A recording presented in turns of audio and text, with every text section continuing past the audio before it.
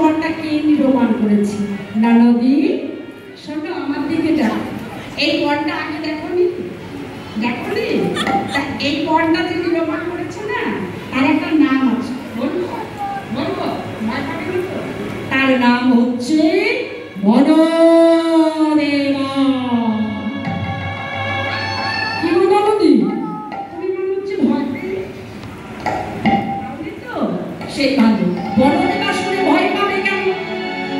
বনদেবা বনদেবা যদি ভাবে বলবো যে বনদেবা, তাহলে কিন্তু কুটিলা ভয় পাবার কোনো কারণ ছিল। রাধারানী এভাবে না বলে কিভাবে বললো?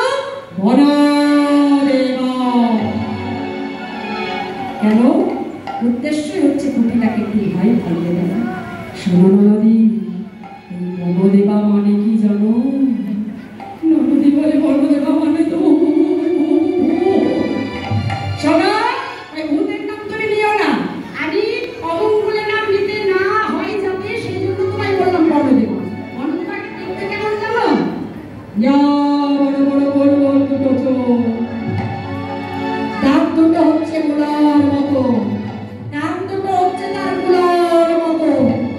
তার অঙ্গ ভঙ্গ যদি বাতাসে ছড়ায়, বদ্ধ নাসিকা দিয়ে প্রবেশ করলে সে নাকি মূর্ছা।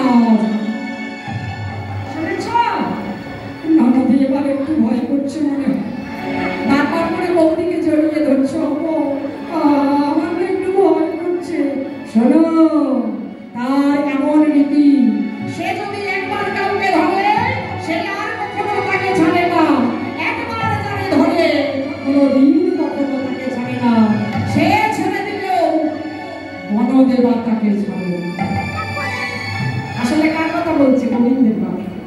ভক্ত ছেড়ে দিলেও দিতে পারে, ভগবান কখনো ভক্তকে ছাড়ে না। একবার যদি ভক্ত ভগবানের শরণ নিতে পারে, ভগবান কখনো সেই ভক্তকে ছেড়ে যাবে না।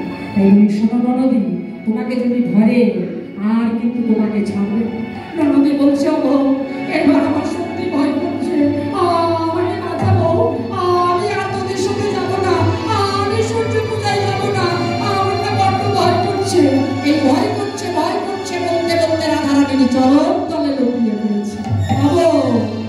বলে আমায় পথ দেখাই